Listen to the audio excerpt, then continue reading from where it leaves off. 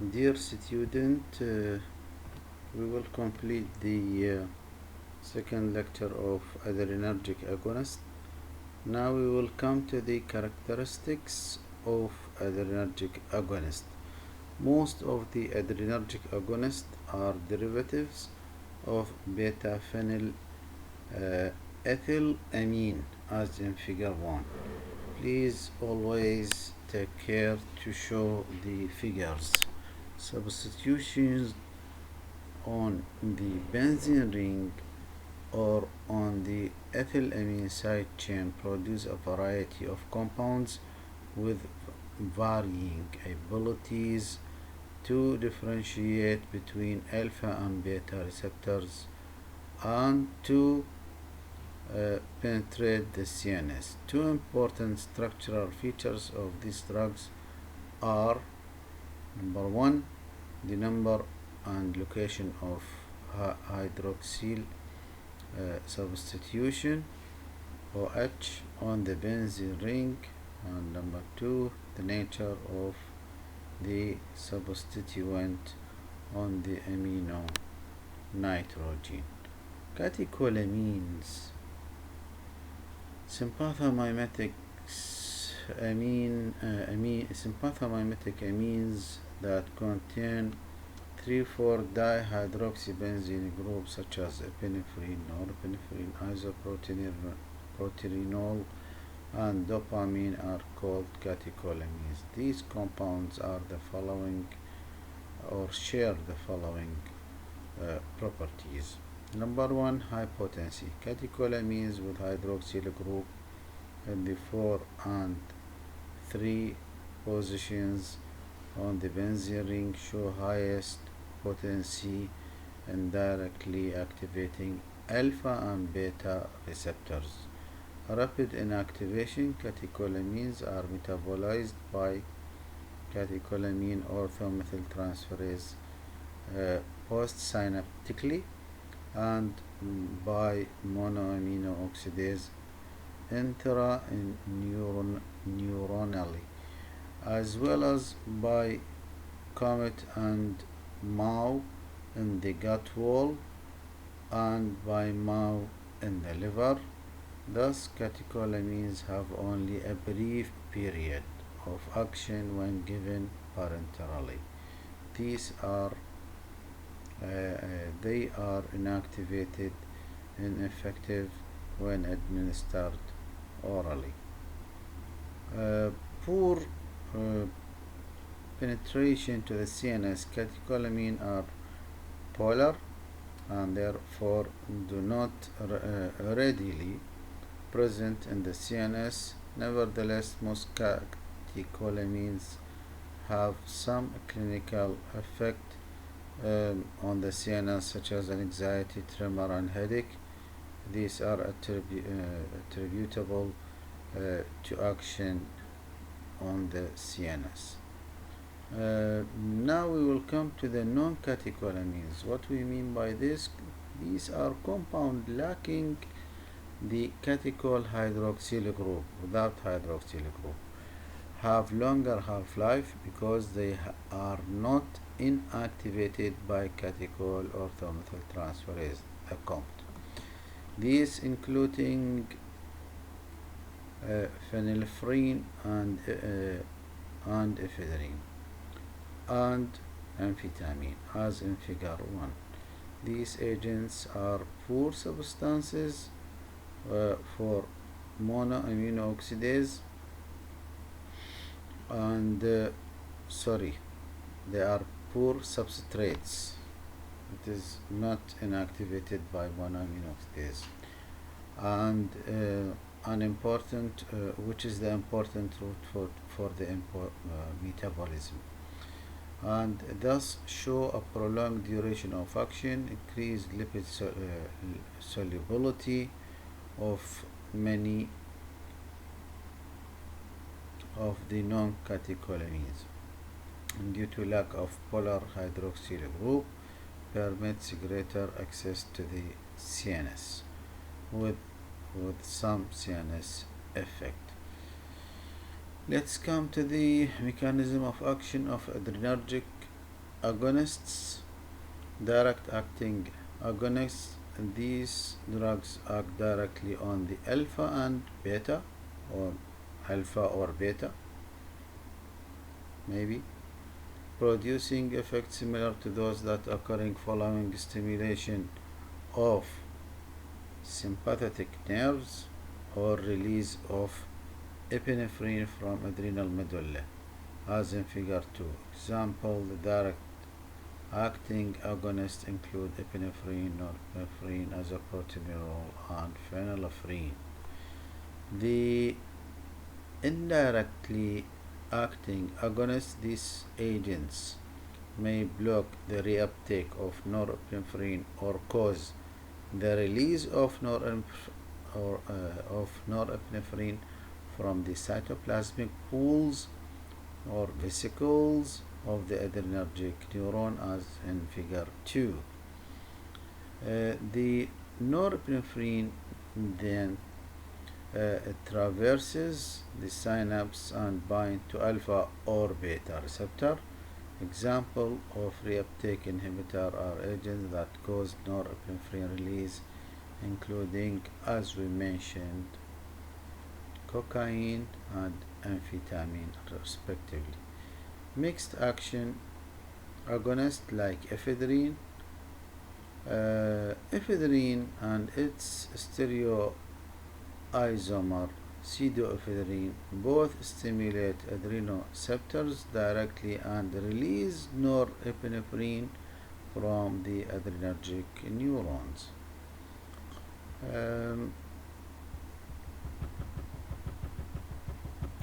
Direct acting agonist like epinephrine. Epinephrine is one of the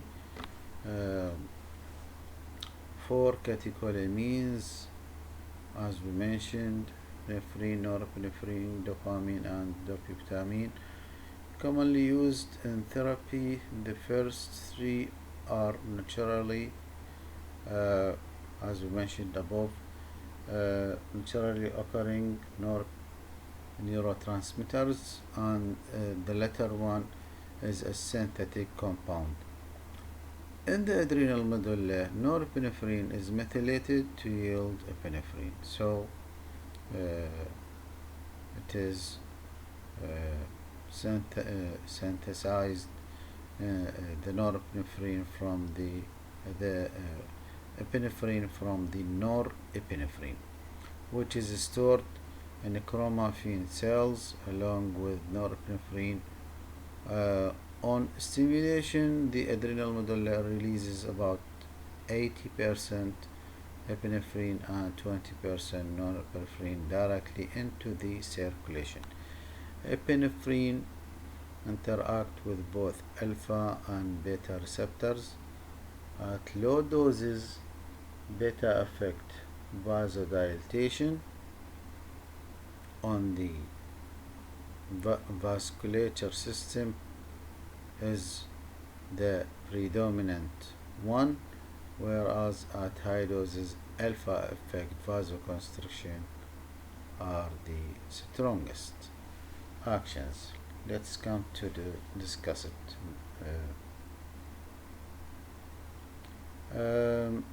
On the cardiovascular, the major action of epinephrine are on the cardiovascular system. Epinephrine, please concentrate on this one precisely. Epinephrine strengthens the contractility of myocardium, which is called positive inotropic beta 1 action on beta 1 receptor, and increases the strength of the contractility, called positive inotropic. Also increases its rate of contraction, which is called positive chronotropic beta 1 action. So epinephrine have positive inotropic, increases the strength of contractility of the myocardium, Also on beta 1 cause positive chronotropic, which means increase the rate of contraction. Therefore, cardiac output increases, thus increases the oxygen demand on the myocardium. Epinephrine activate beta 1 receptor on the kidney to cause renin release. Renin is an enzyme involved in the production of angiotensin II, which is a potent vasoconstrictor. This is another pathway for the effect of epinephrine on the kidney, differ from the effect on the myocardium. Let's now complete the effect of epinephrine on other sites. This effect on beta 1 receptor, as we mentioned, on the myocardium. Let's repeat: positive inotropic. It is increase the strengthen the contractility. Positive inotropic and positive chronotropic increase the rate. Let's come to the epinephrine constricts arterioles in the skin, mucous membrane, and viscera, which belongs to the alpha effect, and it dilates vessel going to the liver and the skeletal muscle, which is as a result of its stimulation on the beta 2 receptor. Renal blood flow is decreased, therefore the cumulative effect is an increase in the systolic blood pressure coupled with slight decrease in the diastolic pressure due to beta 2 receptor mediated vasodilatation in the skeletal muscle vascular bed, as shown in figure 3. So it is a compromised effect of different effect of epinephrine on the different type of adrenoreceptors of different type of adrenoreceptors that are found in the different organs. Respiratory effect: epinephrine causes powerful bronchodilation by acting directly on bronchial smooth muscle beta 2 receptor. It also inhibits the release of allergy mediators such as histamine from mast cell. Hyperglycemia: epinephrine has a significant hyperglycemic effect because of it increased glycogenolysis in the liver. By the effect on the beta 2 receptor, it increases the release of glucagon. By the effect of beta 2 receptors, and decrease the release of insulin as a result of the effect on alpha 2 effect.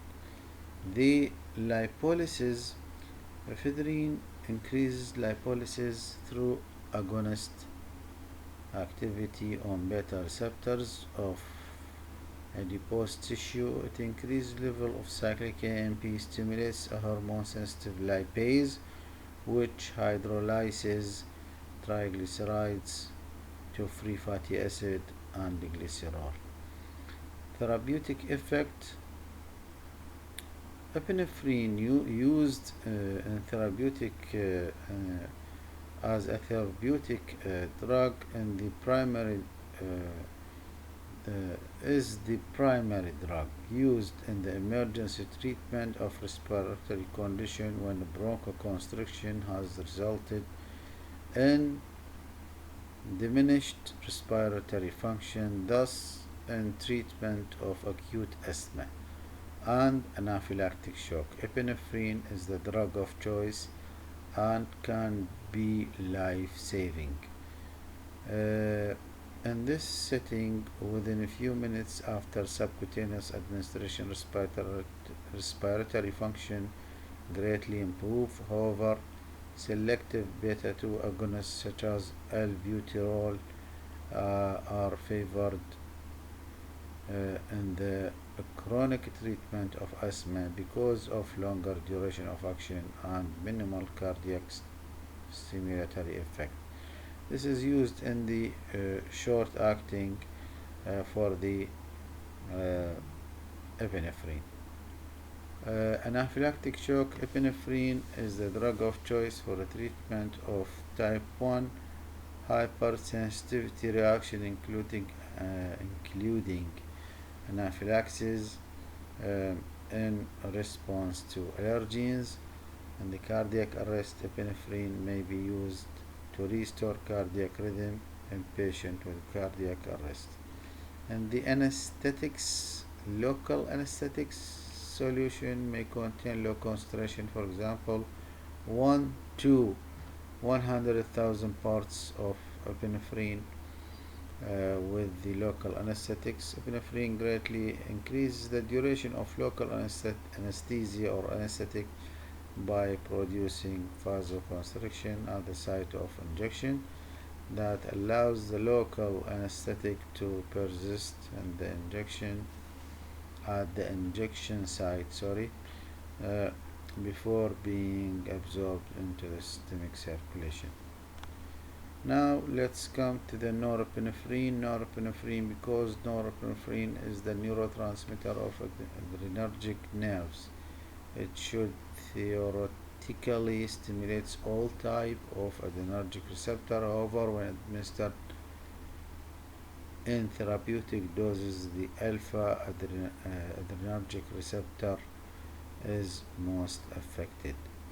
At the cardiovascular level, vasoconstriction, norepinephrine arises in peripheral resistance due to intense vasoconstriction of most vascular bed, including the kidney.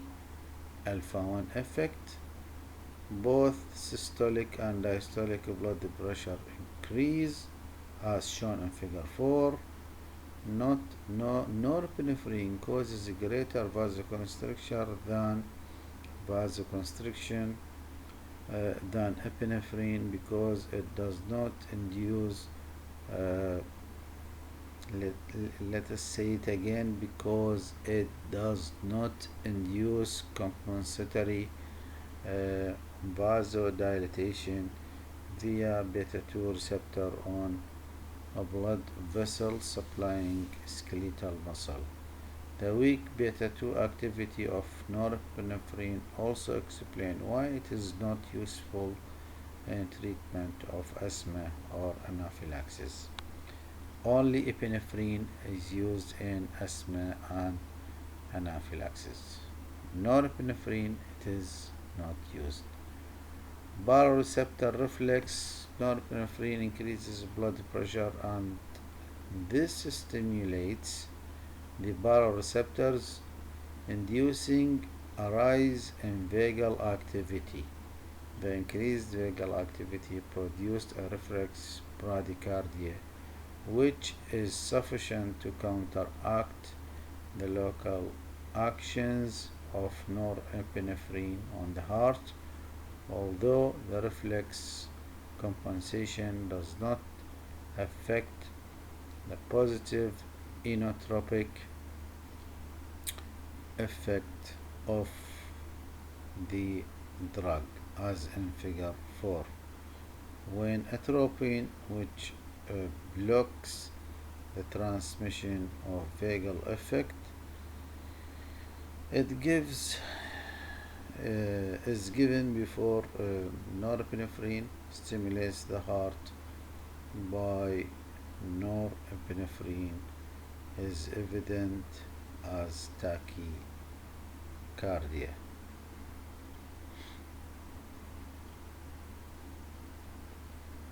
Therapeutic uses.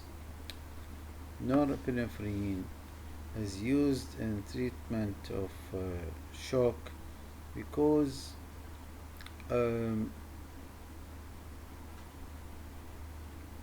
it increases vascular resistance and therefore increase blood pressure. It has no other clinical significant use, and as we mentioned, it is not the drug of choice rather than the epinephrine. Let's come now to isoproterenol. Isoproterenol is a directly acting synthetic catecholamine that stimulates both beta 1 and beta 2. It's not selective adrenergic receptor on beta 1 or on beta 2. The non-selectivity is one of its drawbacks and the reason why it is rarely used therapeutically. Its action on alpha receptor is insignificant or non-significant. Isoproterenol produces intense stimulation of the heart, increasing heart rate, contractility, and cardiac output as shown in figure 4. It is as active as epinephrine. In this action, isoproterenol also dilates the arteriole of skeletal muscle, beta 2 effect, resulting in decreased peripheral resistance. Because of its cardiac stimulatory action, it may increase systolic blood pressure slightly, but it greatly reduces mean arterial and diastolic blood pressure as shown in figure 4. Isoproterenol is potent bronchodilator because of its beta 2 effect. The use of isoproterenol has largely been replaced with other drugs, but it may be useful in atrioventricular block. The adverse effect of isoproterenol is similar to those of epinephrine. It looks like epinephrine, but because of its non-selective one and a little bit differ from epinephrine, so it's not used just in AV block. Dopamine, the immediate metabolic precursor of norepinephrine, occurs naturally in the CNS and the basal ganglia. In the basal ganglia, where it functions as a neurotransmitter by itself, as well as in the adrenal medulla. Dopamine can activate alpha and beta adrenal receptors. For example, at high doses, it causes vasoconstriction by activation of alpha 1 receptor, whereas at low doses, it stimulates beta 1 cardiac receptor. Also, it has its own receptors, D1 and D2 dopaminergic receptors, distinct from the alpha and beta adrenal receptors, occurring in the peripheral mesenteric and renal vasculature bed, where binding of dopamine produces vasodilatation. At D2 receptor are also found in presynaptic adrenergic neurons, where their activation interfere with the norepinephrine releases. It looks like alpha 2 receptor. alpha 2 receptor presynaptic. D2 also found in presynaptic adrenergic neurons, so interfere with the release of norepinephrine. Its effect on cardiovascular dopamine exerts stimulatory effect. Uh, sorry.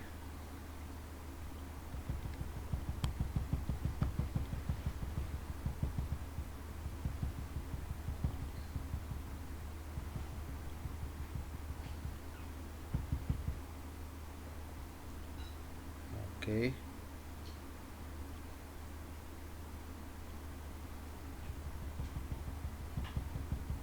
Now, the effect of dopamine on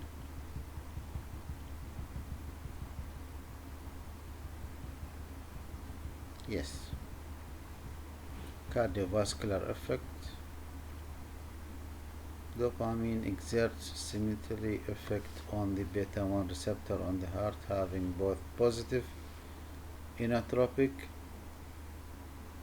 which is increase the force of contraction, and positive chronotropic, increase the rate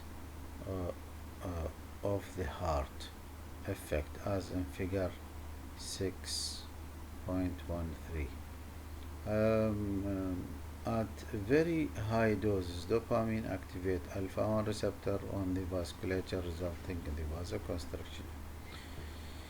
At renal and visceral, dopamine dilates renal and splanchnic arterioles by activating dopaminergic receptor, thereby increasing the blood flow to the kidney and other viscera.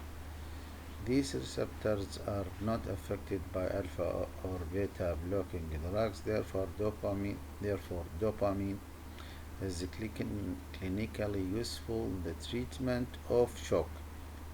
Looks like ephedrine, in which significant increase in sympathetic activity might compromise renal function.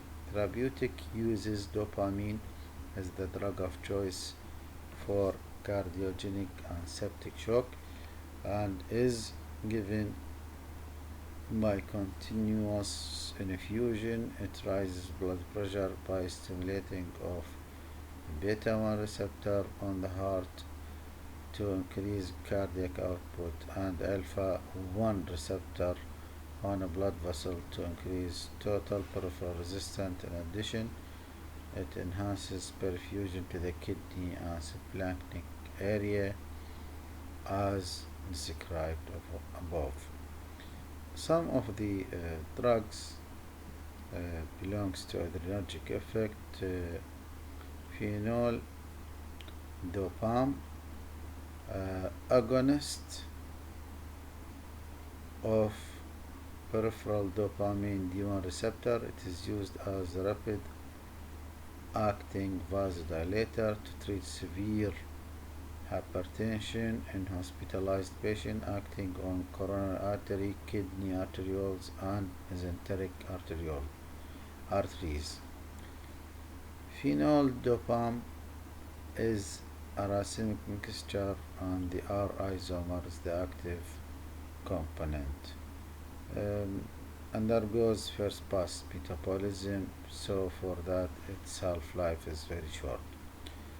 Dobutamine, synthetic directly acting catecholamine that is act on beta 1 receptor agonist. It increases cardiac rate and output, so it has positive inotropic and chronotropic effect with a few vascular effect. Dobutamine is used to increase cardiac output in acute heart failure, as well as for inotropic support after cardiac surgery. The drug increases cardiac output and does not significantly elevate oxygen demand of the myocardium, so it is safe post-operative. A major disadvantage over the sympathetic or sympathomimetic drugs. Oxymetazoline, directly acting synthetic adrenergic agonist that stimulate both alpha 1 and alpha 2 adrenergic receptor, found in many over-the-counter short-term nasal spray decongestant, as well as in ophthalmic drugs for the relief of redness of the eye associated with the swimming cold and contact lenses. Oxymetazoline directly stimulates alpha receptor on blood vessels supplying the nasal mucosa and conjunctiva, thereby producing vasoconstriction and decreased congestion. It is absorbed in the systemic circulation regardless of the route of administration, to the nose mostly, and may produce nervousness, headache, and trouble sleeping. Local irritation and sneezing may occur with intestinal administration, intranasal administration. Rebound congestion and dependence are observed with long-term use. Phenylephrine, also directly acting synthesis adrenergic receptor that binds primarily to alpha 1 receptor. Phenylephrine is the vasoconstrictor that raises both systolic and diastolic blood pressure. It has no effect on heart itself, but rather induces reflex bradycardia when given parenterally. This drug is used to treat hypotension in hospitalized or surgical patients, especially those with rapid heart rate. So large doses can cause hypertension or hypertensive headache and cardiac irregularities. Phenylephrine acts as a nasal decongestant when applied topically in the nose or taken orally. Phenylephrine is also used in ophthalmic solution for mydriasis. Clonidine is an alpha 2 agonist that's used for the treatment of hypertension. It can also be used to minimize the symptoms that accompany withdrawal from withdrawal from opiates, tobacco, smoking, and benzodiazepines.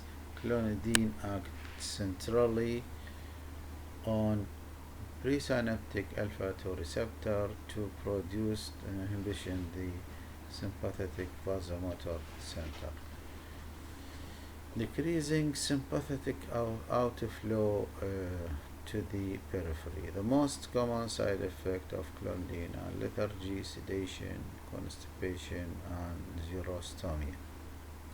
Abrupt discontinuation must be avoided to prevent rebound hypertension. Albuterol and terbutaline, short-acting beta-2 agonist used as a bronchodilators and administered by metered-dose inhaler. Albuterol is the short-acting beta-2 agonist of choice for management of acute asthma symptoms. Terbutaline, also used off-label as a uterine relaxant to support premature labor. One of the most common side effects of these agents is tremor, but patients tend to develop tolerance to this effect. Other side effects include restlessness, apprehension, and anxiety. Um, Salmeterol and formoterol, these are beta agonists, long-term one, selective beta 2, single dose by meter dose inhalation devices such as dry powder inhaler provides sustained bronchodilation over 12 hours compared with less than 3 hours for albuterol. Unlike formoterol, however, salmeterol has a somewhat delayed onset of action. These agents are not recommended as monotherapy but are highly efficacious when combined yes with corticosteroids. Salmeterol and formoterol are the agent of choice for the treatment uh, of nocturnal asthma in symptomatic patient taking other asthma medication. Um, the last is